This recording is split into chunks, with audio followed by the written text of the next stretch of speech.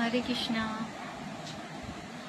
हम श्रीमद् भागवत कथा शुरू करते हैं और 5वां अध्याय शुरू करते हैं। श्री सुखदेव जी कहते हैं, उस कन्या को साथ ले दश घर आए। उससे उन्होंने हरियश हरियश नाम वाले 10,000 पुत्र उत्पन्न किए। वे सब पिता ही के समान आचार और विचार वाले थे। दश ने उन सब से संतान उत्पन्न करने को कहा। उसके लिए वे तप करने निकले।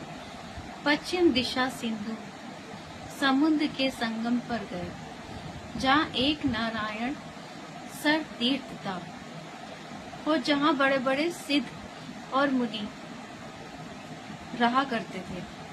दश के पुत्र वहाँ उग तप करने लगे। उनके तप को जानकर एक दिन नारद जी पहुँचे। वे भी उसी खोज में चले थे। नारद जी ने 10 पुत्रों से कहा, यदि तुम प्रजा पालक बनना चाहते हो तो यह भी अच्छा है, किंतु खेद है कि अभी तुम लोग बहुत अग हो। बिना पृथ्वी पर्यटन के तुम प्रजाओं की रचना कैसे कर सकोगे?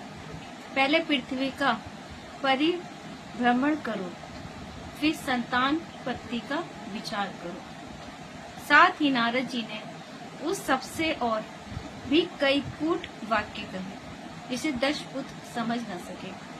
सुखदेव जी कहते हैं, हे राजन, नारद के नीति वचनों को सुनकर हयश ग्रहण अनायास अपने विचार उत्पन्न बुद्धि से सोवे ही विचार करने लगे। नारद जी ने कहा, यह पृथ्वी